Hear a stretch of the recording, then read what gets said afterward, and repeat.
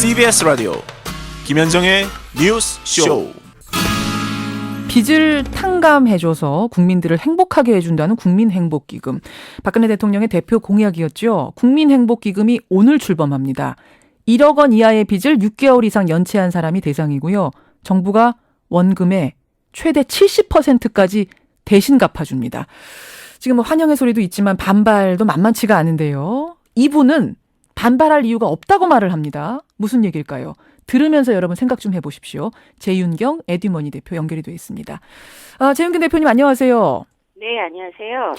우선 다른 건 차치하고 반발할 이유가 없다 이렇게 얘기한 적은 전혀 없고요. 반발의 지점이 다르다. 지점이 다르다. 네. 예, 알겠습니다. 그 하나하나 좀 풀어가 보죠, 그러니까. 네네. 우선 다른 건 차치하고 이렇게 하면은 심각한 우리 가계 빚 문제는 해결이 될 거라고 보십니까?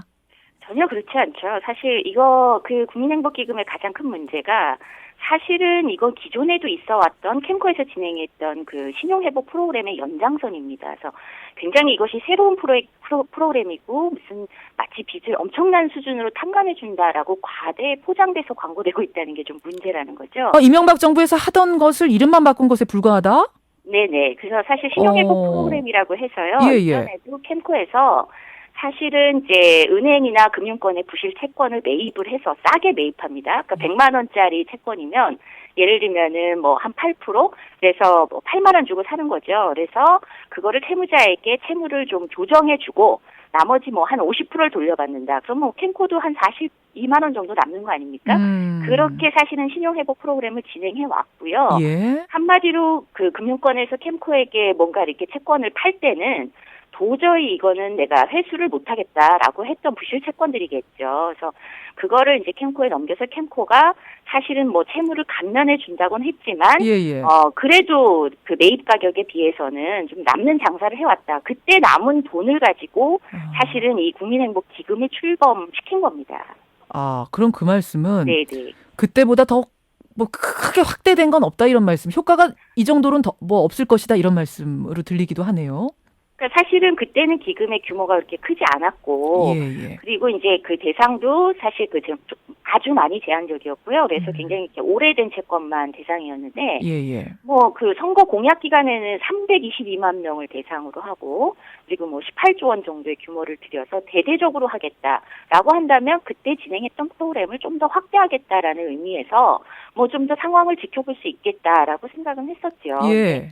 문제는 이제 이게 그 막상 뚜껑을 열어보니까 사실 뭐 그때 진행했던 프로그램의 규모하고 조금 더 그 규모가 약간 정도 늘어난 수준이고요. 물론 뭐 이것도 안 하는 것보단 나을 수 있습니다. 근데 너무 이게 과대 포장되면서 마치 이 한 6개월 이상 연체한 사람들에게 뭐 국민의 세금으로 억울하게 막 선량하게 빚 갚은 사람 입장에서는 너무나 억울하게 그 빚을 탕감해준다 뭐 이렇게 잘못 이게 인식이 확산되고 있어서 그게 굉장히 우려스럽습니다. 당초 18조 정도 예산이라고 했던 것을 지금 1조 5천억 원으로 다운시켰기 때문에 줄였기 때문에 그 부분에 대해서는 정말 우리 심각한 가계빚 문제를 해결해 근본적인 이게 대책이 될 거냐 의심을 갖는다는 말씀이신데요. 근데 제 대표님 사실은 이 정도만으로도 지금 국민들 반발이 상당합니다. 그동안 성실하게 빚 갚은 채무자들은 그러면 바보냐, 이거 역차별 아니냐, 도덕적 해이 불러올 거다. 여기에 대해서 어떻게 생각하세요? 그러니까 도덕적 해이나 역차별이나 이거 자체가 이제 좀 오해의 소지가 있는 건데요. 그러니까 이렇게 보실 수 있습니다. 뭐 저도 칼럼을 썼더니 뭐 쪽지로 달아오는 게 은행 빚을 6개월 정도 뭐 버티는 게 어려운 일인 줄 아느냐 이렇게 얘기하시는데 사실 그 정도의 사람을 채무 감면 대상으로 삼을 리가 없죠. 정부도. 그게 아니고요.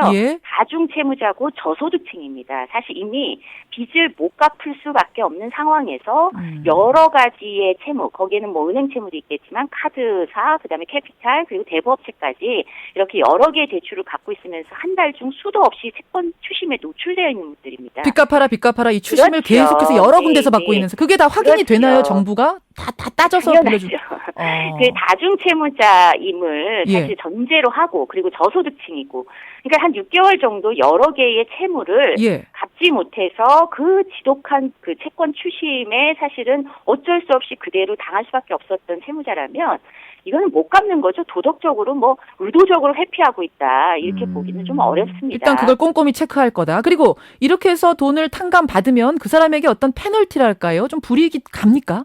당연하죠. 뭐 사실은 이 신용거래에 대해서 우리나라 사람들이 좀 우리가 이렇게 합리적으로 이해할 것이 그겁니다. 신용을 이용하다가 사실은 자신의 신용에 대해서 계약을 충분히 이행을 못할 수 있죠. 그게 뭐 금융채무 불이행자라는 거 아닙니까? 근데 네. 우리나라에서 금융채무 불이행자의 그 페널티라는 거는 사실상 굉장히 불편합니다. 이 신용사회에서 정상적인 어떤 일상생활이라는 게 불가능하죠. 신용을 제대로 일으키기도 어렵고. 그렇죠. 뭐 막말로 어떤 분은 그런 얘기 하시더라고요. 그래서 그 신용불량 기록을 갖고 계신데 IMF 때 사고파다가 너무 힘들어져서 결국은 신용불량까지 됐는데 은행 갈 때마다 얼굴이 화끈거린다. 그리고 정말 가족에게도 창피하다. 아이한테도 자기가 신용불량 기록이 있다는 것이 너무나 부끄럽다. 어떤 측면에서 우리 사회에서 어떻게 보면은 상당 부분 약간은 좀 이렇게 아웃사이드로 밀려나는 듯한 페널티를 당하는데 우리가 신용을 이용할 때 있어서 정상 신용자라는 거, 성실하게 신용을 상환하는 사람이 누릴 수 있는 것이라는 건 결국 이런 위험을 수용하지 않는다는 거죠. 제 대표님, 그러니까 이렇게 해서 국민행복기금의 돈을 받은 사람, 그러니까 탕감을 받은 사람은 신용 등급에 많은 단계 하락이 있단 말씀이시군요. 단계 하락이 아니고요. 이미 단계 하락이 된 분들입니다. 6개월 이상 여러 채무를 갖고 있는데 신용에 있어서의 당연히 문제가 있고요. 그리고 어쨌든 뭐 이 금융기관들이 이런 정보를 어디까지 공유할지 모르겠지만 신용회복 프로그램, 한마디로 배드뱅크 프로그램을 이용한 사람에 대해서 추후에 정상적인 신용 공급을 할 리는 없다는 거죠. 그렇군요. 그런 불이익이 있다는 것을 알면서도 우리가 이렇게 불만을 가질 필요는 없다는 그런 말씀이세요. 지금 한 40초 정도 남았는데 어떤 방향으로 가야 이게 그럼 바람직할 거라고 보십니까? 운영 방향? 그러니까 국민행복기금이 좋다 나쁘다의 문제가 아니고요. 이게 제대로 실효성을 일부라도 가질 필요가 있다. 그러니까 사회에서 공적 세무조정 프로그램은 필요한 건 사실입니다. 근데 문제는 정부가 이게 국민행복기금으로 마치 다들 것처럼 얘기하는 거는 잘못됐고요.